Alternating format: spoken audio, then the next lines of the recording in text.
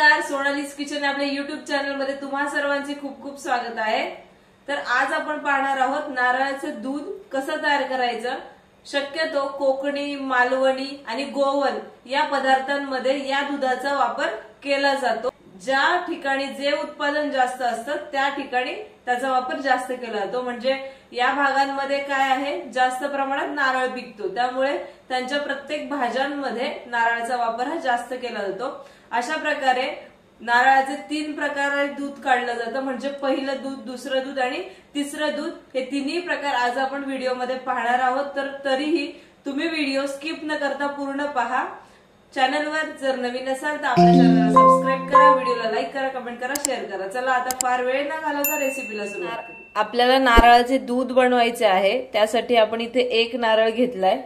हे पहा, तो स्वच्छ धुवून घ्यायचा आहे आणि आता हे जे काळी साल आहे याच्यावरती ती आपल्याला काढून घ्यायची। ही जी काळी साल आहे ही अशी काढून घ्यायची। हे पहा, म्हणजे आपलं जे दूध आहे नारळाचं ते छान असं पांढरं शुभ्र दिसेल। तर सगळी साल हळूहळू करून आपल्याला काढून घ्यायचे। हे पहा, तर तुम्ही इथे पाहू शकता आपण जे नारळाची जी साल आहे ही अशी काढून घेतलेली आहे आणि स्वच्छ धुवून घेतलेली आहे। आता ही आपल्याला चिरून घ्यायची आहे। हे पहा, असं छोटं छोटं आपल्याला कट करून घ्यायचंय, कारण हे आपल्याला वाटायचं आहे मिक्सरच्या भांड्यामध्ये, त्यामुळे आपण हा जो नारळ आहे हा असा चिरून घेऊयात। अगदी सोप्या पद्धतीने हे जे आपण नारळाचं दूध आहे ते घरच्या घरी तयार करू शकतो। अशा प्रकारे खोबरं आपण असं चिरून घेतलेलं आहे। आता हे काय करूयात, आपण मिक्सरच्या भांड्यामध्ये घालणार आहे।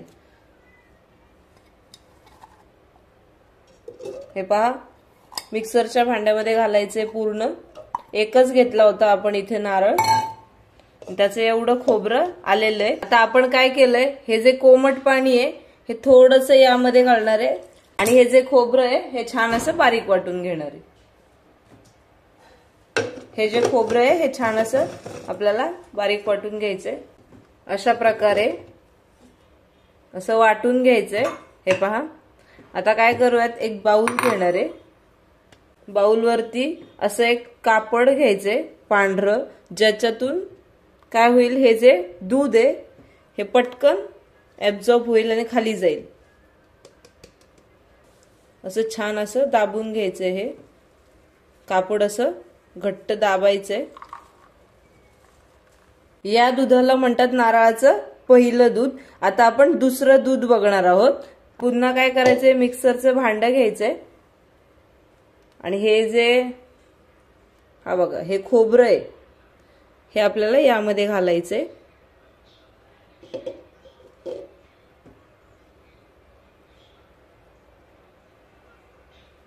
पहिलं दूध निघून जे खोबरं उरलं होतं ते आपण परत पुन्हा एकदा मिक्सरच्या भांड्यामध्ये घेतलेलं आहे। त्यात पुन्हा एकदा थोडंसं कोमट पाणी घालणार आहे आणि हे मिक्सरला फिरवून घेऊ।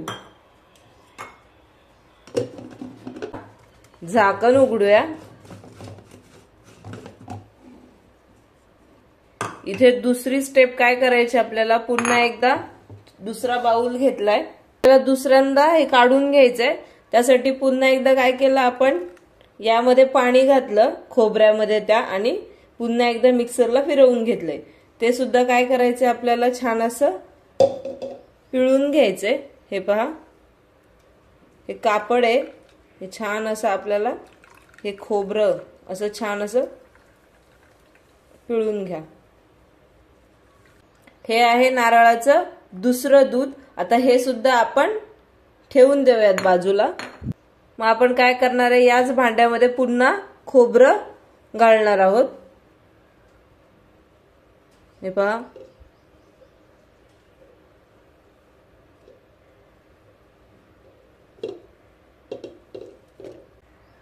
भांड्यामध्ये खोबरं घातलंय आणि पुन्हा एकदा कोमट पाणी आपण यामध्ये घालू आणि फिरवून घेऊ।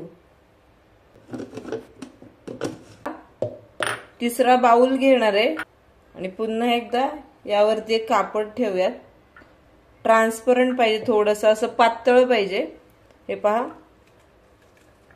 पुन्हा एकदा हे जे खोबरं आहे हे यामध्ये घालू.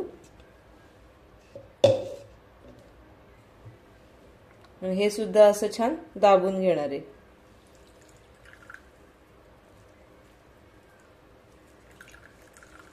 हे पाणी असं पातळ दिसतंय म्हणजे हे आपलं तिसरं दूध इथे तयार झालेलं आहे. तर इथे तुम्ही पाहू शकता नारळाची इथे 3 प्रकारची दूध तयार झालेली आहेत. हे पहिलं दूध म्हणजे हे थोडंसं असं घट्टसर दिसतंय. त्यानंतर त्यापेक्षा दुसरं दूध हे थोडंसं पातळ आहे आणि तिसरं दूध हे असं खूपच पातळ आहे. हे पहा, तुम्ही पाहू शकता.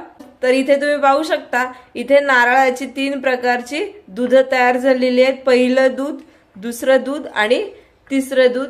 अगदी घरच्या घरी तुम्ही हे करू शकता. मंडळी, तुम्ही इथे पाहिलंच असेल की आपण नारळापासून 3 प्रकारची दूध कशी तयार केली. अगदी सोपी पद्धत आहे, खूप अवघड नाहीये. बाजारातून विकत आणण्यापेक्षा आपण अगदी घरच्या घरी या प्रकारे नारळाचं दूध तयार करू शकतो. आणि वेगवेगळ्या जर आपल्याला मालवणी, कोकणी, गोवन पदार्थांमध्ये या प्रकारचे जर पदार्थ आपण करत असू तर त्यामध्ये आपण हे दूध वापरू शकतो. पण ते दूधही त्या पायरीनुसारच वापरलं जातं. म्हणजे काही पदार्थ तयार करताना पहिलं दूध, काही पदार्थ तयार करताना दुसरं, काही पदार्थ तयार करताना तिसरं, या पद्धतीने या दुधांचा वापर केला जातो.